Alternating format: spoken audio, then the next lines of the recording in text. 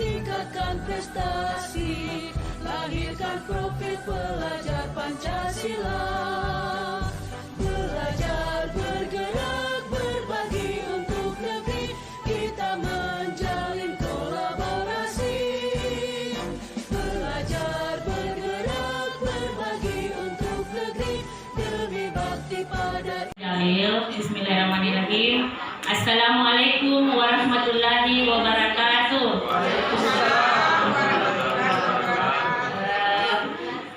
Selamat pagi dan salam sehat semuanya Bapak Ibu. Jadi saya dengan Pak Jalil dalam hal ini akan mengimbaskan sedikit ilmu dan sekedar berbagi apa yang kami dapatkan selama mengikuti pendidikan guru penggerak.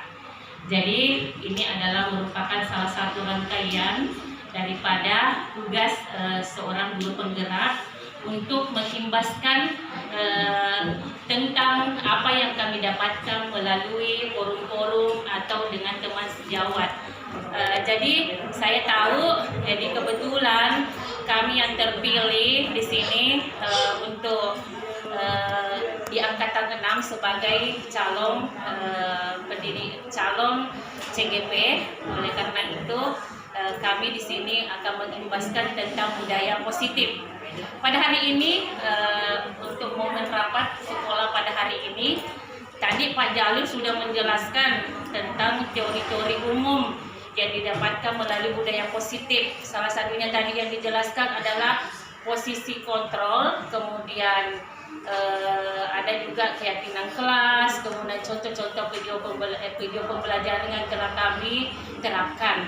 Jadi sebenarnya menuju kurikulum merdeka ini kita memang perlu perubahan-perubahan, tentunya perubahan-perubahan positif, dan memang selama kami mengikuti pendidikan penggerak ini cukup banyak menggugah apa yang kita terapkan selama ini. Memang perlu banyak perubahan-perubahan, dan inilah gunanya forum sekarang ini, kita menggunakan untuk saling berbagi. Bukan karena saya lebih tahu, bukan karena Pak Jalil kita lebih ini ya, tetapi memang kita saling berbagi.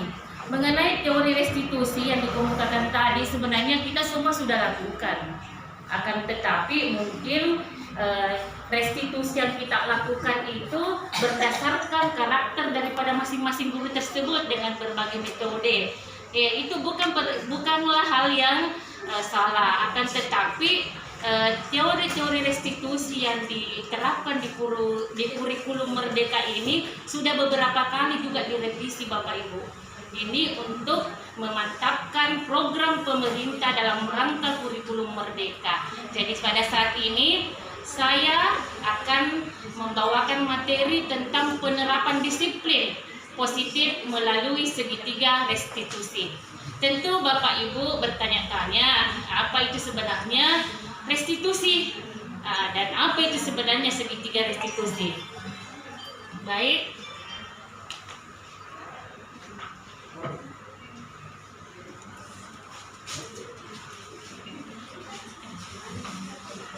Ya, seperti yang nampak di slide yang ada di atas, ini kalau bahasa Bugisnya Bapak Ibu, ini adalah restitution triangle, ya, 3 langkah restitusi. Yang pertama adalah menstabilkan identitas, ya, menstabilkan identitas. Kemudian yang kedua memvalidasi tindakan yang salah. Kemudian yang ketiga menanyakan keyakinan kelas yang sudah kita sepakati.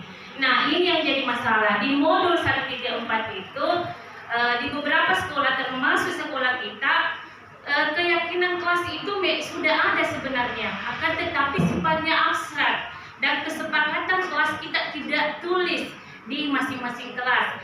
Dan mudah-mudahan karena kita semua berproses belajar, mudah-mudahan melalui materi ini kita semua sudah bisa buat kesepakatan kelas bersama untuk bisa mewujudkan budaya positif di lingkungan sekolah kita dalam rangka meningkatkan disiplin diri daripada anak kita.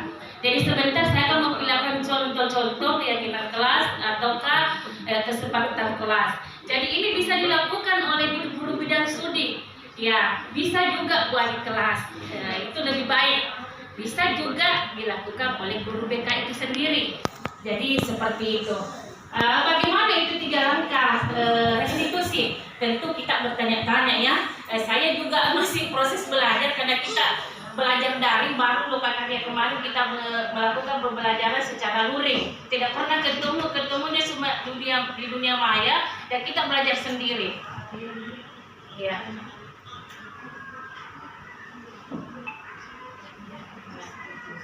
Ya.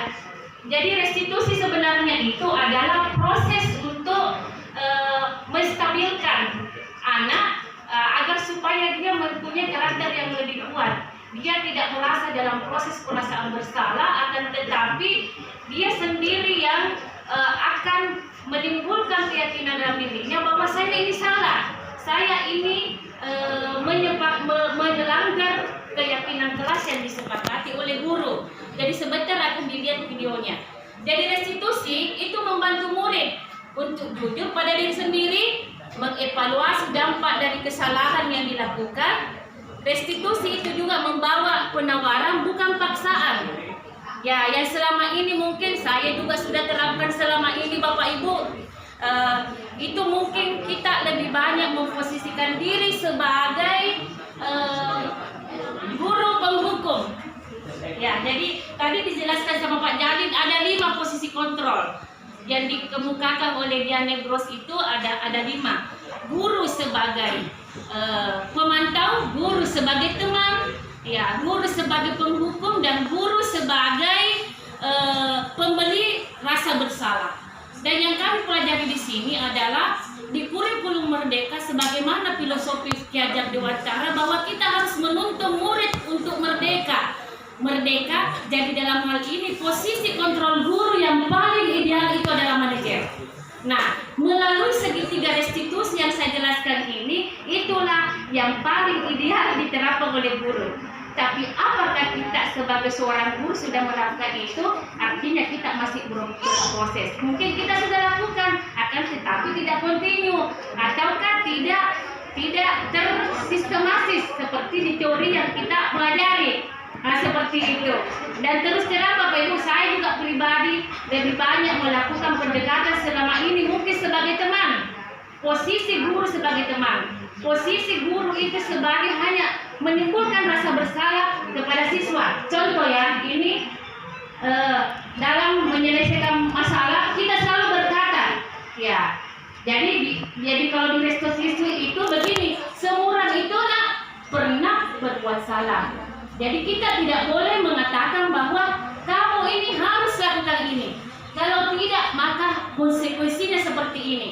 Ini model baru Bapak Ibu. Mudah-mudahan kita semua bisa menerapkan, karena ini adalah perubahan tuntutan daripada kurikulum Merdeka. Jangan sama sekali kita menghindari sebagai posisi guru sebagai penghukum. Kita menghindari itu. Tetapi dalam keseharian kita menuju, memang kita akui Bapak Ibu, kita semua ini guru penggerak, kemudian guru-guru semua itu tidak mudah kita memposisikan diri sebagai seorang manajer. Itu berproses. Nah, ini kita baru sosialisasikan bahwa inilah yang paling ideal, dan salah satu caranya adalah melalui segitiga restitusi. Saya lanjut ke slide lain.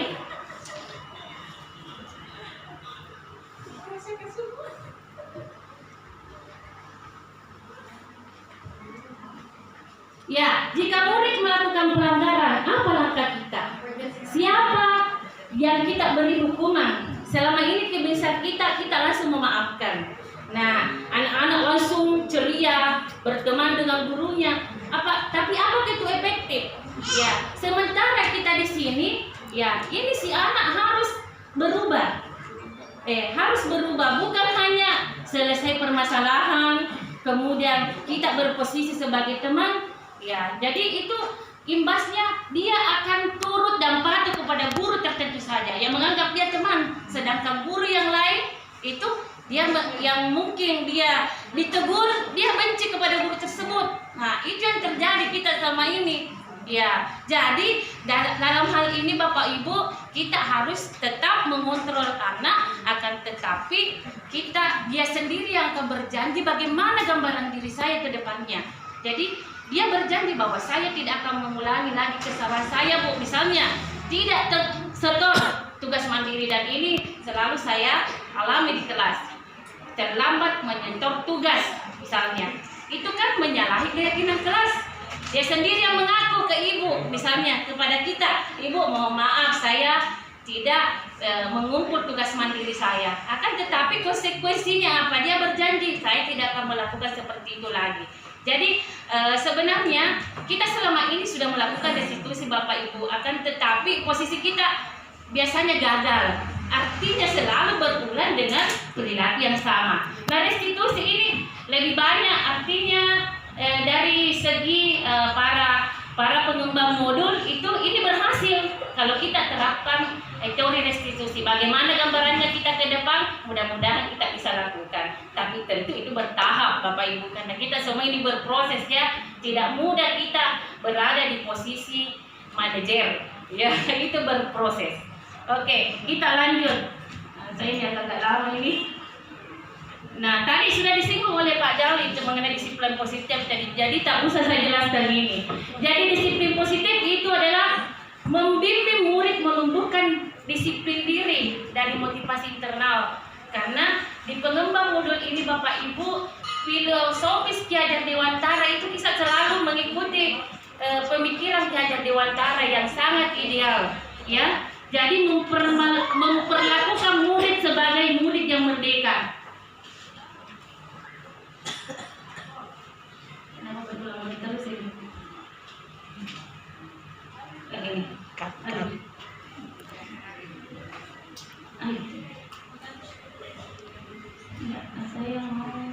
Saya mau tadi di slide yang sebelum. Yang perjalanan ya ini tadi saya sudah tayangkan tadi apa segitiga restitusi Bapak Ibu. Ini apa tadi video juga sempat ditayangkan oleh Pak Jalil. Jadi yang pertama, tahap pertama itu menstabilkan identitas. Jadi segitiga restitusi ini bertujuan untuk merubah orang yang gagal karena telah berbuat kesalahan menjadi sukses Bapak Ibu. Ya, kita harus mampu meyakinkan mereka dengan mengatakan kalimat seperti ini, ya. Tidak ada manusia yang sempurna, nak. Saya juga ini pernah melakukan kesalahan seperti itu. Jadi di sini ketika seseorang dalam kondisi emosional, maka otak tidak akan mampu berpikir secara rasional. Ya, itu teorinya ya.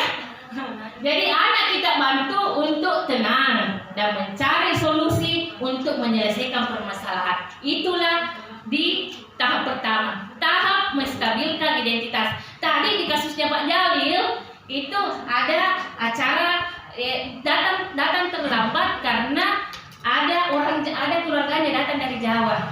Jadi Pak Jalil mengatakan bahwa ya enak dong pestanya sampai larut malam ya. Jadi kita di situ tidak langsung mencap si anak bahwa kamu ini semestinya tidak ikut harus cepat tidur, tidak boleh langsung dimarahi, tapi kita menstabilkan dulu emosinya anak, baru kita jangan langsung dicap sebagai rasa bersalah, memberi rasa bersalah.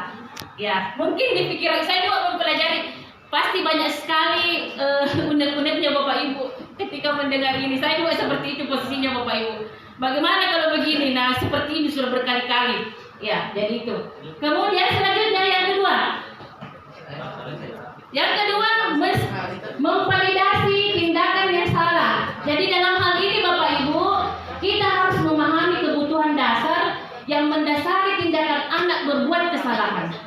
Dalam teori kontrol dikatakan bahwa semua tindakan manusia itu baik atau buruk pasti memiliki maksud dan tujuan. Nah, ini kita dapatkan di LMS Guru Penggerak tahun 2002. Jadi kita menolak anak berbuat salah, dia akan tetap dalam masalah Bapak Ibu. Jadi yang diperlukan dalam hal ini, kita harus memahami apa alasannya melakukan hal tersebut sehingga anak merasa dipahami. Jadi di tahap kedua itu, setelah kita mendukung ceritanya anak bahwa enaknya itu kalau kita ada keluarga tak dipantas, kita ceria pada hari ini. Nah, jadi kita di tahap kedua ini kita sudah memvalidasi kesalahannya. Jadi dalam hal ini, tahu tidak nak, misalnya jam kita masuk jam berapa? Jadi nak jawab itu anak pasti kita masuk jam 7.30 ibu. Nah kamu datang jam 8. Mohon maaf ibu, saya melanggar keyakinan kelas karena saya datang jam 8. Jadi di sinilah tahap namanya memvalidasi kesalahan Bapak Ibu. Di teori restitusi itu memvalidasi kesalahan. Jadi anak sendiri yang mengaku, bukan kita Bapak Ibu. Anak sendiri yang mengklarifikasi dirinya bahwa saya ini salah, bukan kita. Ya, ini bagusnya ini. Saya sangat menarik bagi saya. Ya, kemudian di yang ketiga, di restitusi yang ketiga adalah menanyakan keyakinan. Di sini sangat penting. Dalam teori kontrol mengatakan bahwa kita pada dasarnya termotivasi secara internal. Ketika langkah 1 menstabilkan identitas, kemudian langkah 2 memvalidasi tindakan yang salah itu sukses, maka anak akan siap untuk dihubungkan dengan nilai-nilai yang dia percaya dan berpindah menjadi orang yang dia inginkan.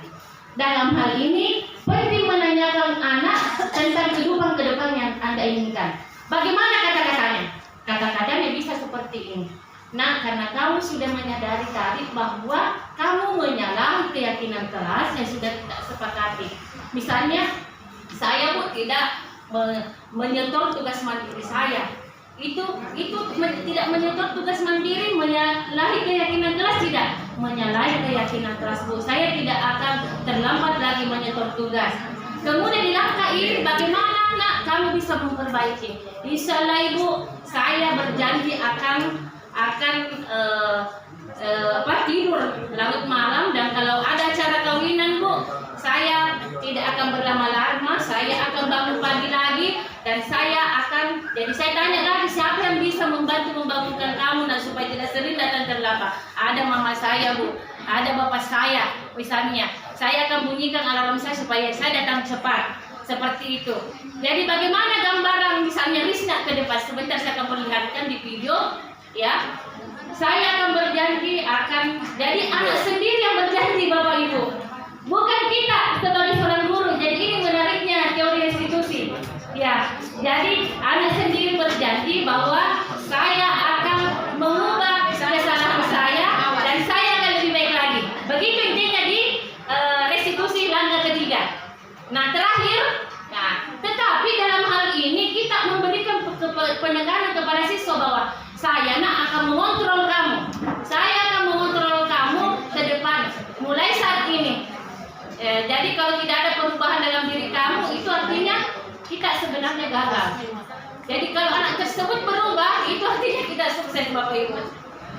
Jadi ini sebenarnya kita saling berbagi Bapak Ibu. Bukan saya menerangkan di sini saya sudah mempraktekkan, tapi saya akan belajar mempraktekkan. Jadi sama seperti Bapak Ibu, mudah-mudahan kita ke depannya bisa mempraktekkan ini, karena ini hal yang baru bagi saya. Meskipun saya sebenarnya atau kita semua ini guru sudah melakukan, akan tetapi tidak terstruktur dan kita tidak tahu bagaimana caranya. Ya, terus terang Bapak Ibu, saya juga pernah atau sering hanya selalu berfungsi sebagai teman, posisi kontrol saya.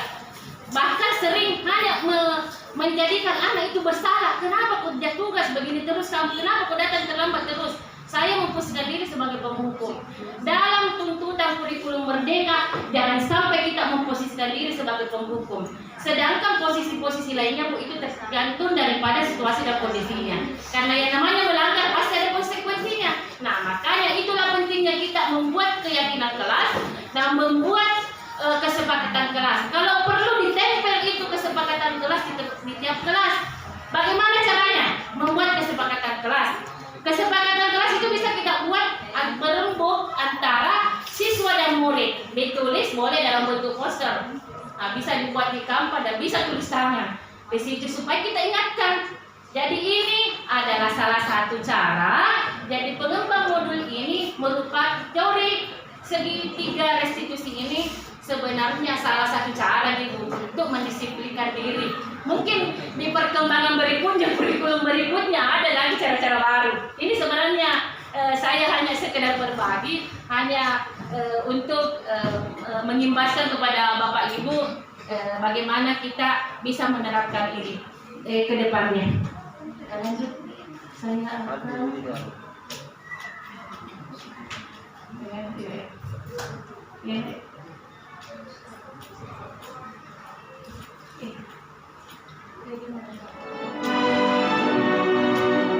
nah ini Bapak Ibu, saya sudah mempraktekkan ini. Saya sebenarnya juga agak susah juga karena tidak pernah di video-video seperti ini. Jadi ini adalah contoh praktik restitusi kasus 1, kasus bullying pada saat proses pembelajaran. Gitu.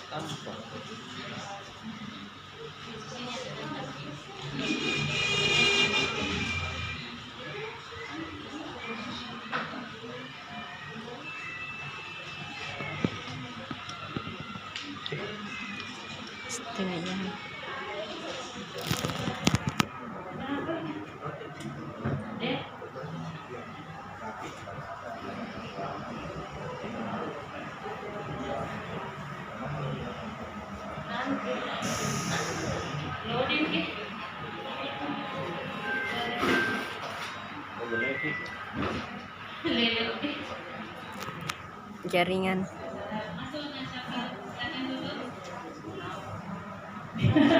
Ini Bapak Ibu, saya sudah mempraktekkan ini praktek segitiga restitusi. Jadi ini kasusnya adalah pada saat proses pembelajaran dia main-main kepada temannya sendiri, bahkan menulis di belakangnya, membuli istilahnya.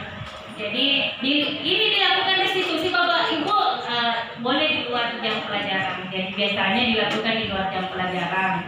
Jadi kita panggil ya, ini paling 5 menit dilakukan. Jadi siapa yang melakukan ini Bapak Ibu? Boleh, harus. Jadi yang artinya guru bidang studi, kemudian guru mata pelajaran, kita bisa melakukan ini Bapak Ibu.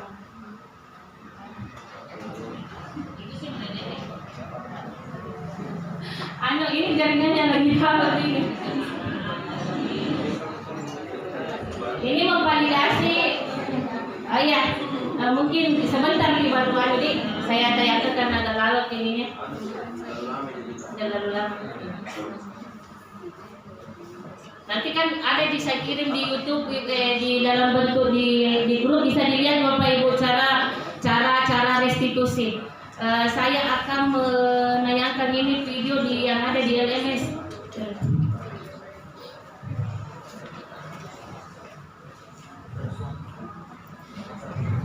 Supaya lebih jelas sebentar saya lalu sini.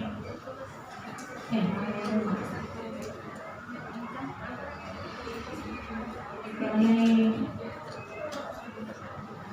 restitusi.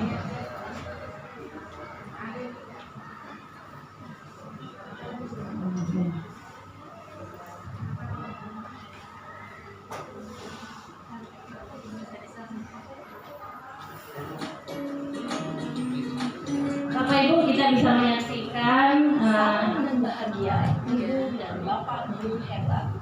Ini saya sengaja menayangkan ya video yang ada di LMS supaya kita jelas semua dengan materi yang saya bawakan.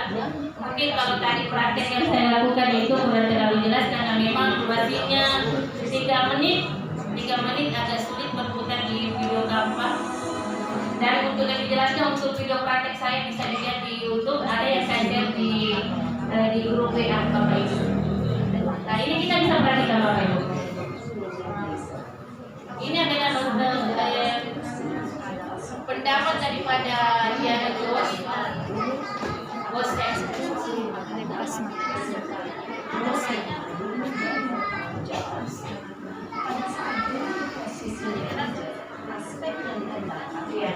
Ya, dari ini mungkin Bapak Ibu penasaran apa itu posisi mana posisi manajer itu menjadi suatu kebiasaan positif yang akhirnya membentuk karakter. Proses dialog bisa dengar Bapak Ibu kurang jelas ya, agak jelas tidak terlalu keras. Oh iya, terima kasih Ibu. Identitas. Sisi yang kedua adalah validasi pandangan yang sama. Dan sisi yang ketiga adalah menanyakan keyakinan. Ibu dan Bapak Guru berikut ini akan ditunjukkan bagaimana seorang guru berada dalam posisi manajer menggunakan penerapan segitiga restitusi. Upah ditahuan. Tapi bisa dilihat ini dipanggil di luar jam pelajaran Bapak Ibu. Dipanggil anaknya. Iya, sana. Sudah lama nggak ketemu sana? Ini gestur tubuhnya anak ini kan lagi kesal Kok ya. Pak, kesel banget. Masa aku dikatain cuma fitnah Pak? Ya aku marah lah. Aku dari dikatain Eka di depan kelas. Kesel banget. Oh begitu. Ya pasti kamu marah dan kesal. Nah, artinya ini kita dukun dulu menstabilkan ini Bapak Ibu, menstabilkan. Seperti itu. Kemudian pada saat itu kamu mau melakukan apa? Ya saya langsung ngatain Eka lah Pak.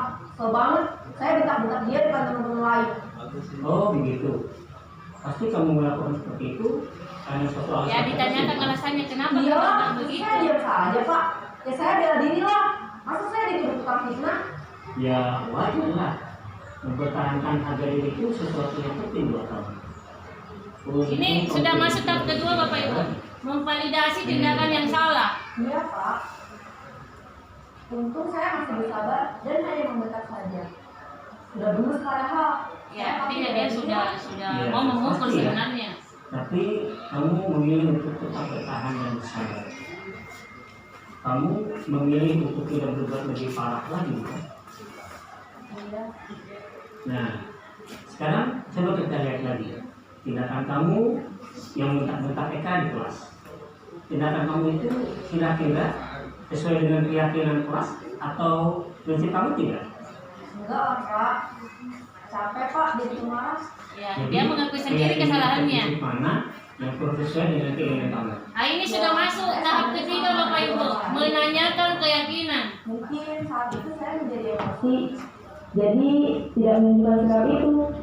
Kamu meyakini tidak menghargai orang lain itu penting buat kamu? Yakin lah Pak. Iya, setuju. Kita harus saling menghargai. Namun ada juga keyakinan yang kita sepakati yang perlu kita jalankan apabila kita sedang marah, bukan? Ya saya bisa lebih proaktif. Mulai dengan diri sendiri. Saya bisa jadi lebih bersabar. Nah, jadi dia berjanji sendiri kepada dirinya sendiri untuk berubah Bapak Kira-kira Ibu. kamu Bukan bersedia kita yang memperbaiki masalah ini memaksa tidak? dia untuk Bersedia berubah. Pak. Kalau kamu memperbaiki masalah ini, kamu akan menjadi orang seperti apa? Saya akan Hanya memberikan menjadi gambaran orang sendiri kali ya, Pak. apa yang akan dilakukan ke Dan depannya Bapak Ibu. senantiasa proaktif. Iya, menurut kamu bagaimana rasanya menjadi orang seperti itu? Ya nyaman lah. Bangga bisa bersabar dan mandiri. Baiklah kalau begitu. Yuk kita pikirkan bagaimana memperbaiki masalah ini.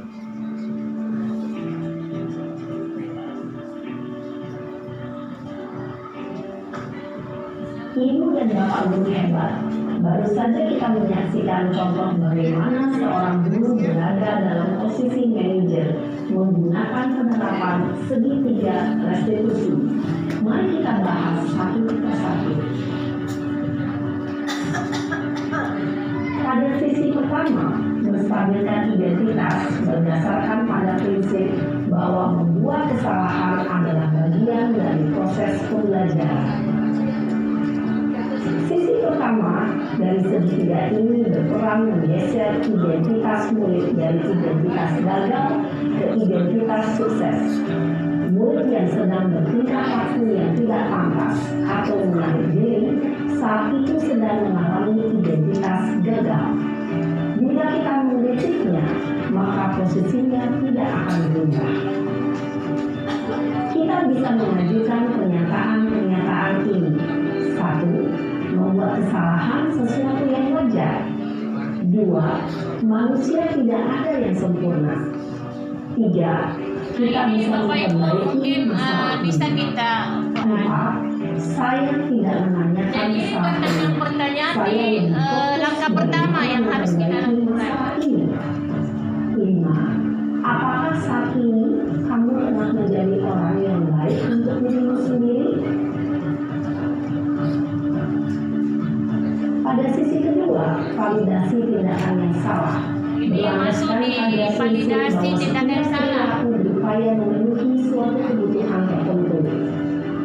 Guru yang telah memahami teori kontrol akan bergeser dari pemikiran stimulus respon menjadi proaktif dan mencoba untuk mengenali tujuan dari perilaku murid, mengenali dan mengakui kebutuhan murid ini dapat memperbaiki hubungan dengan murid tersebut. Pernyataan atau pertanyaan bisa disampaikan dengan nada suara tidak menghakimi atau memojokkan, sehingga dapat mengembalikan murid pada posisi positif.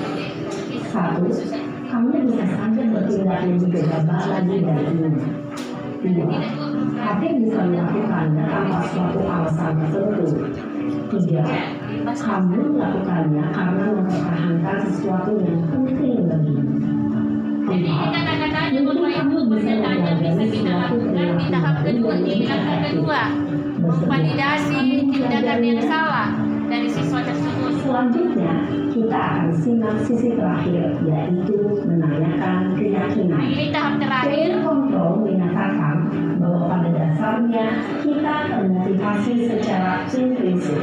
Pada saat perilaku yang salah telah divalidasi dan identitas sukses telah stabil, maka murid telah siap mengalihkan keyakinan-keyakinannya dengan tindakannya yang salah dan pemikirannya telah bergeser ingin menjadi orang yang dituju.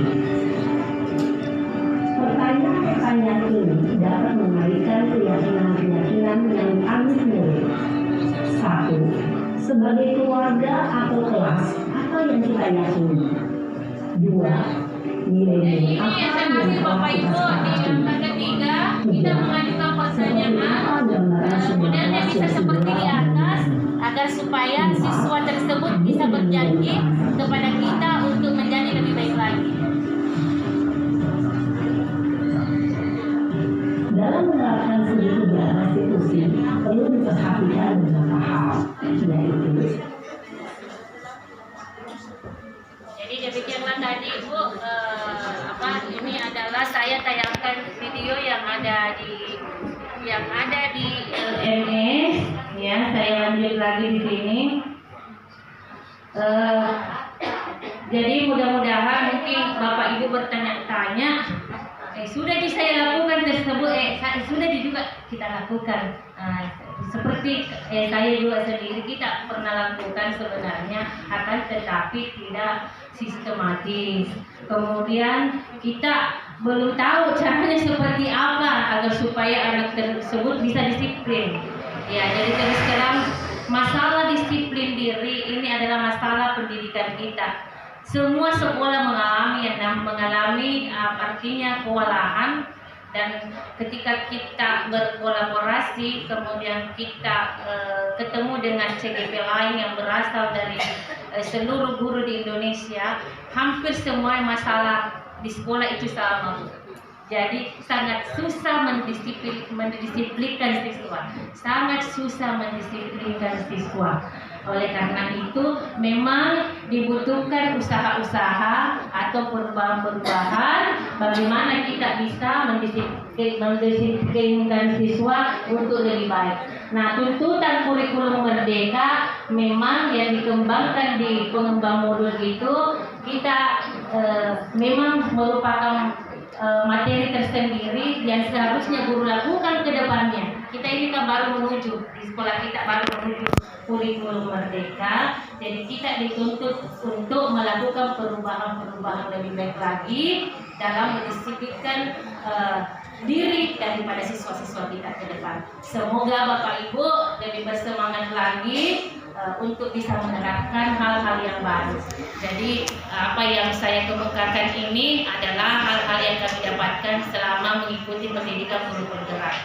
Jadi kita semua berproses, mudah-mudahan kita bisa memposisikan diri sebagai posisi manajer semuanya. Selanjutnya tentu saya akan juga menayangkan tentang, karena ini saya anggap di sekolah kita sangat penting dan belum kita lakukan, hanya kesepakatan lisan, terus siswa tidak tahu apa sebenarnya yang dia langgar dalam satu kelas.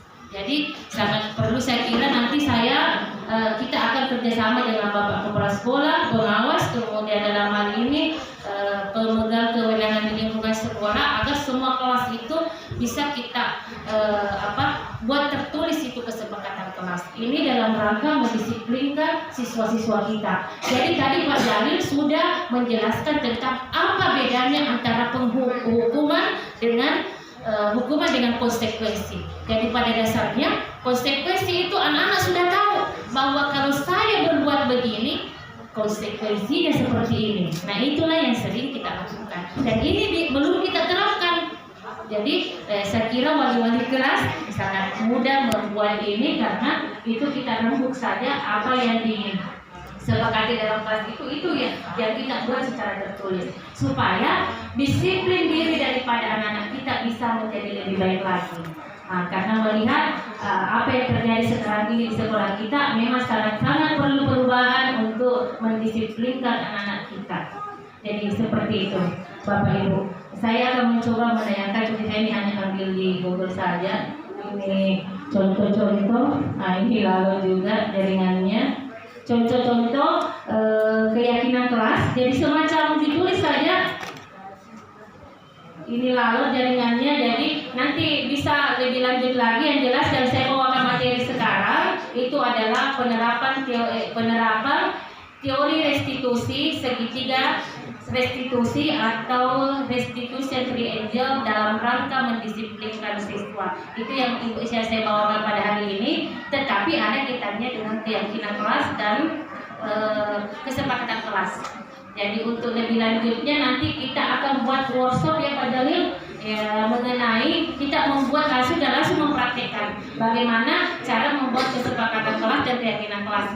Saya kira seperti itu, Bapak Ibu. Terima kasih sudah mendengarkan apa yang kami dapatkan melalui pendidikan guru bergerak. Saya berharap bisa bermanfaat. Mudah-mudahan apa yang saya bawakan, apa yang saya jelaskan sekarang ini bermanfaat bagi kita semua, dan mudah-mudahan kita selalu bersemangat melakukan perubahan yang lebih baik lagi. Terima kasih atas semuanya. Wabillahi taufiq wal hidayah. Assalamualaikum warahmatullahi wabarakatuh. Assalamualaikum